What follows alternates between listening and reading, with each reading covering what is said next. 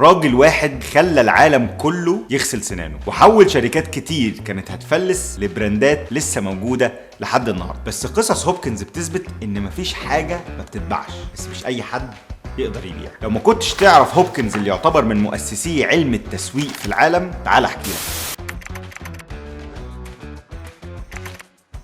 بالموليف منتج بقاله 13 سنة ما بيتباعش، الناس مش عايزة تشتريه والمحلات كمان مش عايزة تعرضه، خلاص هنقفلها. في الغالب هو ده اللي كانت هتعمله شركة بالموليف قبل ما تقرر تعمل آخر محاولة لبيع صابونتها المنحوسة بآخر $700 كانوا معاهم. خدوا $700 دفعوهم لهوبكنز عشان يعمل لهم حملة إعلانات للصابونة بتاعتهم قبل ما يقفلوا. كان تقريبا ده آخر فلوس معاهم. خد هوبكنز الصابونة وقعد يدور على أي حاجة مميزة فيها، ملقاش. هيقول للناس ايه؟ مطهر؟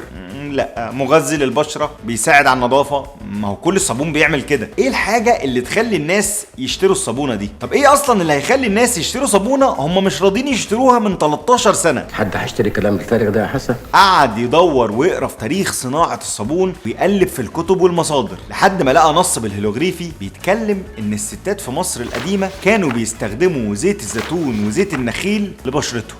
وهنا بقى اللمبه نورت، لان صابونه بالموليف مصنوعه من زيت الزيتون وزيت النخيل. فقرر ان هو مش هيبيع للناس الصابونه، ولكن هيبيع لهم التاريخ.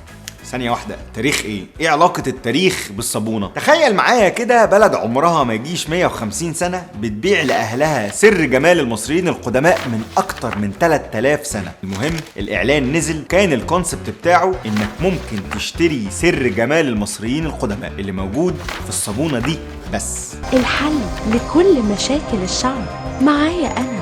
هنا عمل الإعلان بسر الجمال مش باللي بتعمله الصابونة. الإعلان ده حقق نجاح فظيع، وبقى الأمريكان بيدوروا على الصابونة دي في كل الأسواق والصيدليات. وبدل لما تقفل شركة بالموليف سنة 1911 بفضل حملة هوبكنز الإعلانية لسه مكملة معانا لحد النهاردة. بس عايز اسالك سؤال مهم خاص بالموضوع ده. اسال يا اخويا. لو بتنافس ماركة تانية بتعمل نفس المنتج حاجة، ولو بتنافس حاجة الناس بتعملها بنفسها مش بتشتريها، فدي حاجة تانية خالص. والمنافسة فيها دايما بتبقى أشرس، لأنك بتنافس العميل بتاعك. قلبه الطيب بيطمع القريب. ده اللي حصل مع شركة فان كامب اللي كانت عايزة تبيع لحم الخنزير والفاصوليا الجاهزة، واللي لما زهقوا من نسب المبيعات القليلة راحوا لهوبكنز عشان يعمل لهم ماركتنج كامبين، حملة إعلانات للمنتجات بتاعتهم، يمكن المبيعات تزيد شوية. أول حاجة عملها هوبكنز إن هو نزل السوق شوف إيه حكاية لحم الخنزير والفاصوليا اللي مش بيتباعوا دول، ومش بيتباعوا ليه، ولقى إن 94% من ستات البيوت بيطبخوا الأكلة دي بنفسهم في البيت، وإن كل المصانع والشركات بيتنافسوا على 6% بس. ساعتها قعد يدرس كل حاجة عن طبخ الفاصوليا بلحم الخنزير، ولقى ان ستات البيوت كانوا بيحتاجوا تقريبا 16 ساعة وقتها عشان يعملوا الاكلة دي، والنتيجة في الاخر ما بتبقاش دايما مضمونة. عشان الاكلة دي عشان تطلع مظبوطة لازم مية نقية وفرن درجة حرارته عالية وكمان حبوب فاصوليا كويسة. وهنا عرف هوبكنز هيعمل ايه، فلعب في اعلاناته على حاجتين. اول حاجة الراحة، ليه تتعبي نفسك 16 ساعة على نتيجة مش مضمونة؟ وهنا عمل مقارنة ما بين ذا هارد واي وذا ايزي واي. الثانية انه لعب على جودة المنتج بتاعه، فاتكلم عن جودة الحبوب والمية اللي بيستخدموها في فان كامب وافران البخار اللي درجة حرارتها مظبوطة وبتوصل ل 245 درجة مئوية. اهم حاجه الميه تكون دافيه ومعلقه زيت. وكمان خلى الشركة تعمل عينات مجانية للناس عشان تدوقها قبل ما تشتري. وخلي بالك هو هنا قال للستات ان هو عايز يريحهم من التعب، وان لو في عيب في الطبخة فده مش فيهم خالص، ده في المكونات. مستني اشوف ست الحاره المصريه بتكاتها وحركاتها. وخلى ميزته ان عنده المكونات والادوات الصح، وكمان كان ذكاء منه ان هو ما قللش من مهاراتهم في الطبخ. وهنا بقى الاقبال على الفاصوليا رهيب، وبقت الشركة دي من اكبر الشركات اللي بتبيع لحم الخنزير بالفاصوليا في العالم. لو جيت لك وانا رقم 5 في السوق، ازاي تخليني رقم 1؟ ده اللي حصل لما راحت بيرة شليتز لهوبكنز عشان حملتها الإعلانية، واللي بعدها بقت الشركة دي رقم 1 فعلا. والسر ببساطة كان ايه؟ ما تقول لهمش، وريهم.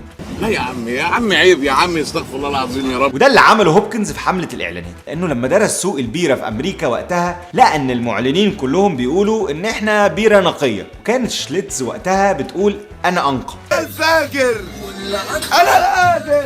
يعني الصراحه انا مش فاهم ازاي كانت متخيله ان صيغه التفضيل دي هي الحل الصراحه، اللي هو انت طويل طب انا اطول. يعني الموضوع كان غريب جدا. بس هنا هوبكنز قرر ان هو يروح مصنع بتاع البيره ويشوفها وهي بتتصنع. اول حاجه عملها انه شاف ازاي البيره بتتخمر وبتتقطر، وازاي الاماكن اللي كانت بتتبرد فيها البيره بتتملي بالهواء النقي، وازاي بتتنقى بفلاتر كبيره جدا، وازاي بتتنضف كل مضخه من المضخات اللي بتعبي البيره مرتين في اليوم، والازايز بتتنضف 4 مرات قبل ما تتملي، وازاي ان هم بيعتقوها بال4 شهور قبل ما يبيعوها. ساعتها عرف هوبكنز الاستراتيجيه اللي هيبيع بيها للناس في حمله الاعلانات. بكل بساطه انا هقول لك اللي عرفته. كل مصانع البيره بتقول للناس انها نقيه، بس ولا واحد بيقول للناس هو ازاي بقى نقي. وقال هوبكنز للناس ازاي البيره بتتصنع وبتتنقى، وازاي الازايز بتتغسل وبتتعقم. وعمل هوبكنز حمله كبيره جدا بيحكي فيها للناس اللي شافوا في المصنع عشان يبقوا كانهم دخلوا المصنع زيه بالظبط وشافوها. بس الجامد في الموضوع ان ما كانش شليتز بس هي اللي بتعمل كل ده، كل مصانع البيره تقريبا هو ده اللي كانت بتعمله. بس هنا